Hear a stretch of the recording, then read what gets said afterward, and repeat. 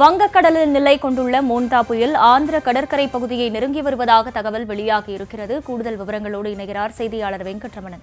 வெங்கட்ரமணன், வணக்கம். மணிக்கு 10 கிலோமீட்டர் அப்படிங்கிற ஒரு வேகத்துல நகர்ந்து வருவதா தகவல் வெளியாகியிருக்கு. எப்பொழுது ஆந்திரா கரையை நெருங்கும் அப்படின்னு கணிக்கப்பட்டிருக்கு?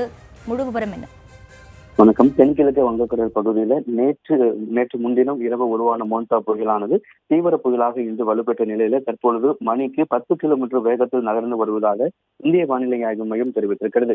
ஏற்கனவே அறிவித்தது போலவே இன்று மாலை அல்லது இரவுக்குள்ளாக ஆந்திர பிரதேசம் மற்றும் ஒடிசா அந்த பகுதிகளில் கரையை கடக்கக்கூடும் எனவும் அப்பொழுது 90-100 மணிக்கு கிட்டத்தட்ட 110 கிலோமீட்டர் வேகத்தில் காற்று வீசக்கூடும் என ஏற்கனவே இந்திய வானிலை ஆய்வு மையம் தெரிவித்திருக்கிறது.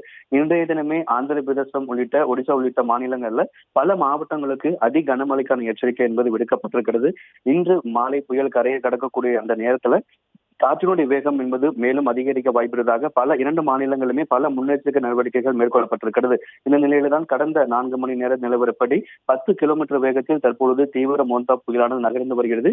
இன்று மாலை ஒரு 5:30 மணி அளவுல இந்த மோன்தா புயலானது கரையை கடப்பதற்கான வாய்ப்பு இருப்பதாகவும், இது 10 கிலோமீட்டர் வேகத்தில் நகர்ந்து வருவதால தீவிர புயலாக இருக்கக்கூடிய நிலையில புயல் கரையை கடக்கும் பொழுது சென்னை உள்ளிட்ட வட தமிழகம் ஒட்டியிருக்கக்கூடிய மாவட்டங்களில் காற்றின் வேகம் அதிகமாகவும் பரவலான மழை இருக்கும் என இந்திய வானிலை ஆய்வு மையம் தெரிவித்திருக்கிறது. இந்த நிலையில் தான் தற்பொழுது 10 கிலோமீட்டர் வேகத்தில் தற்பொழுது மோன்தா புயலானது தீவிர புயலாக வலுப்பெற்று தற்பொழுது 10 கிலோமீட்டர் வேகத்தில் மோன்தா புயலானது நகர்ந்து வருவதாக இந்திய வானிலை ஆய்வு மையம் தெரிவித்துள்ளது.